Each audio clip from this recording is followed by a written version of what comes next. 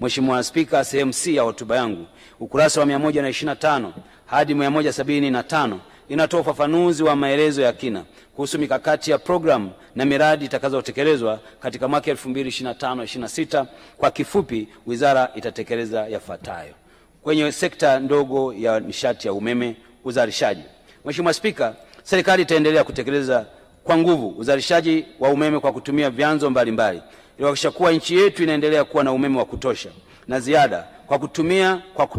kutumia na kuuzwa nje ya nchi na kulipatia taifa fedha za kigeni. Mheshimiwa Spika, serikali itaendelea kusimamia na kuratibu utekelezaji wa miradi ya kuzalisha umeme kwa kutumia maji, mradi wa Julius Nyerere, kuhakikisha kuwa kuna kuwepo na utunzaji wa vyanzo vya maji katika bonde Rufiji ili uwezeshaji wa upatikanaji endelevu wa maji kwa ajili ya mradi huo. Uendeshaji wa ufanisi wa mitambo, kukamilika kwa ujenzi wa ghala la kuhifadhia vifaa katika kituo cha kupoza umeme cha Chalinze na malipo ya fidia na malipo ya retention kwa wakandarasi na washauri elekezi wa mradi wa Julius Nyerere, pamoja na njia ya kusafirisha umeme ya Julius Nyerere Hydropower Project